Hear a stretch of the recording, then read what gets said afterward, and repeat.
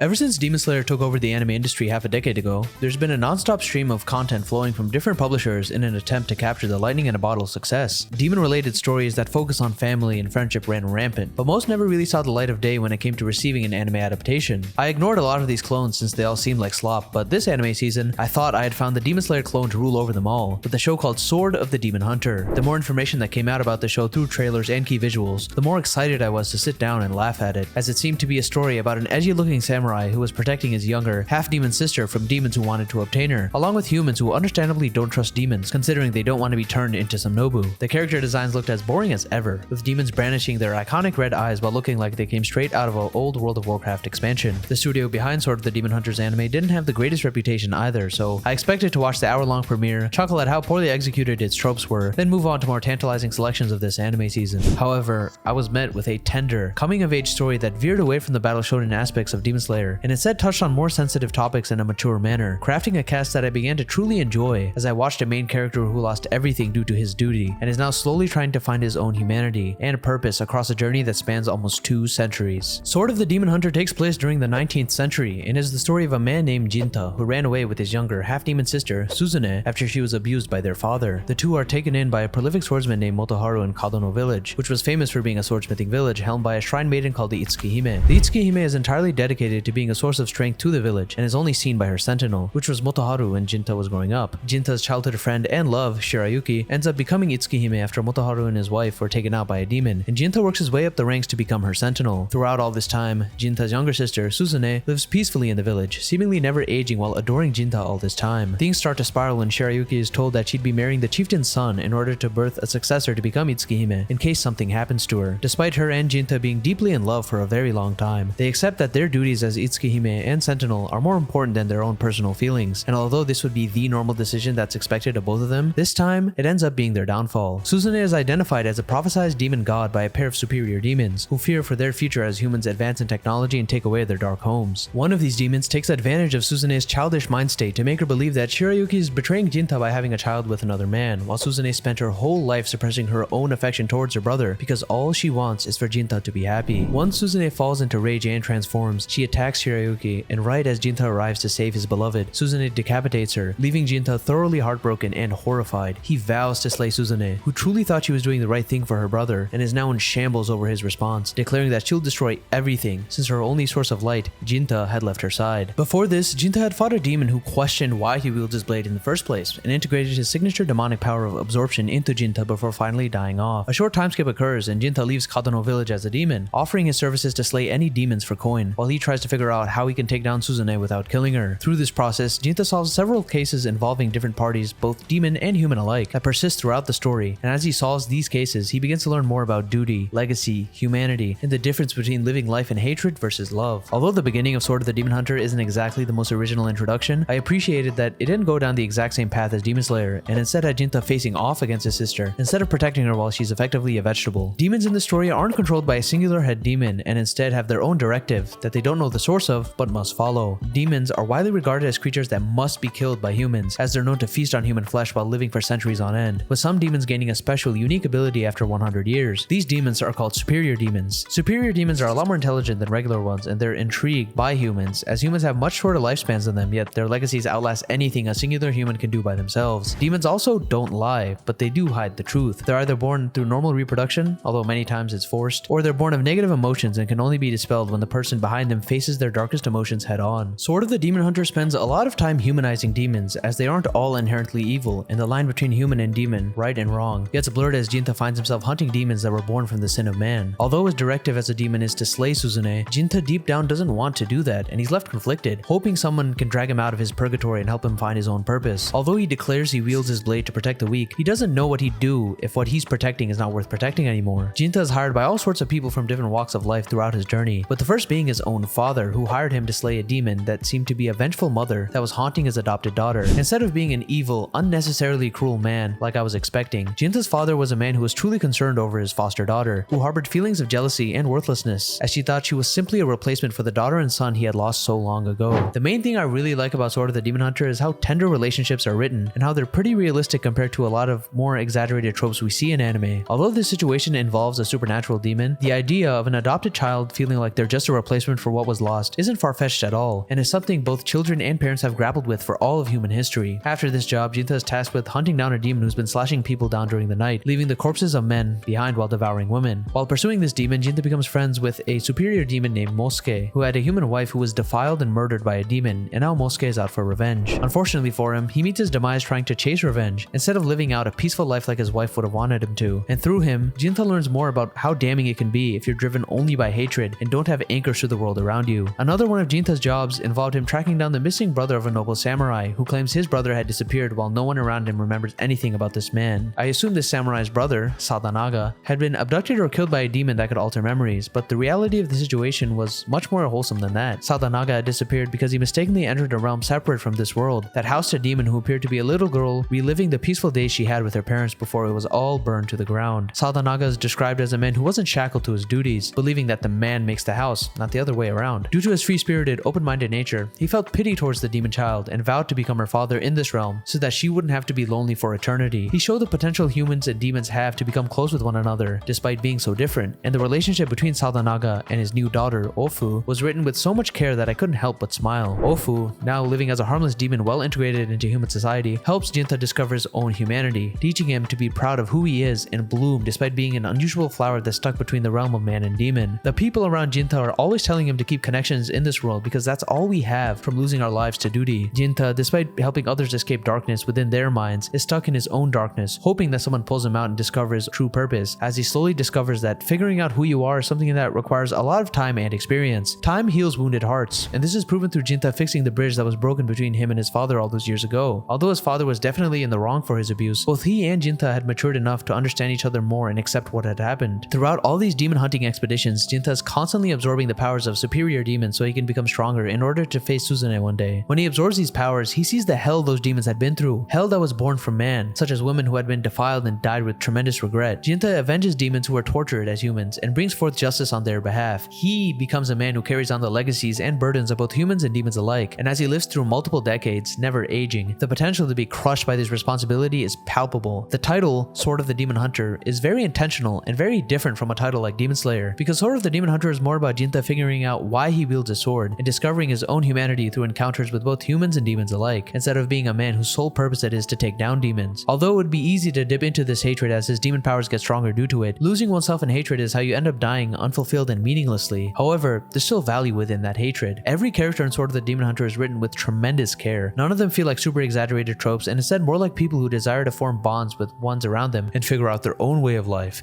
their own duty, their own balance, while the wandering swordsman meanders about time, hoping to find his.